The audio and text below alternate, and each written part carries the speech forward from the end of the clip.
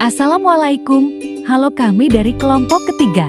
Di sini kami akan menjelaskan mengenai hubungan kerjasama antara negara maju dan negara berkembang, serta menjelaskan apa itu pasar bebas, manfaat, dan dampaknya bagi Indonesia. Baiklah, sekarang langsung saja kita masuk ke pembahasannya. Check it out! Hubungan antara negara maju dan negara berkembang.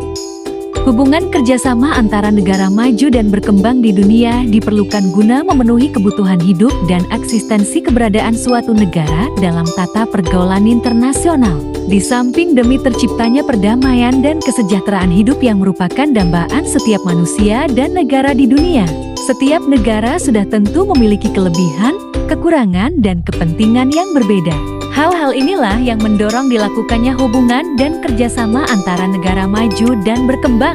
Dan kerjasama ini pun didasari atas sikap saling menghormati dan saling menguntungkan. Terdapat beberapa bentuk kerjasama antara negara maju dan negara berkembang. Pertama, kerjasama bilateral.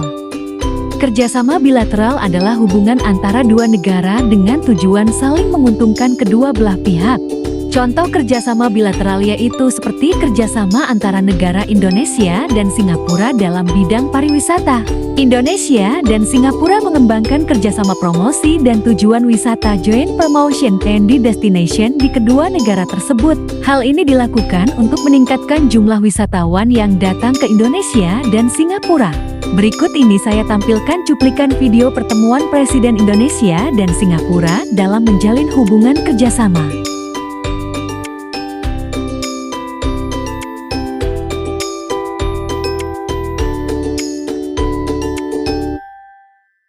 Kerjasama multilateral. Kerjasama multilateral adalah kerjasama yang diselenggarakan oleh bangsa-bangsa di dunia tanpa memandang wilayah untuk kepentingan tertentu. Contoh kerjasama multilateral yaitu kerjasama antara Indonesia dan UNESCO. Terpilihnya Indonesia sebagai anggota Dewan Eksekutif UNESCO yang ke-8 kalinya sejak bergabungnya Indonesia menjadi anggota UNESCO pada tahun 1950.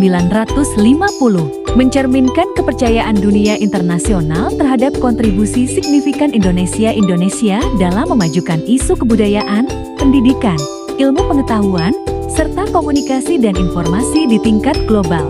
Berikut ini saya tampilkan video klip ketika bahasa Indonesia resmi menjadi bahasa ke-8 UNESCO.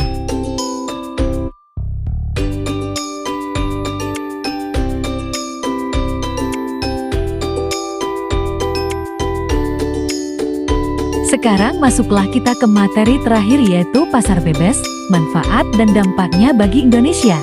Pasar bebas adalah perdagangan luar negeri antara beberapa negara secara bebas tanpa adanya hambatan dari pemerintah negara masing-masing. Pasar bebas adalah kegiatan jual beli yang bebas dan dilakukan sesuka hati sehingga mampu melahirkan persaingan ekonomi lebih luas tanpa campur tangan pemerintah.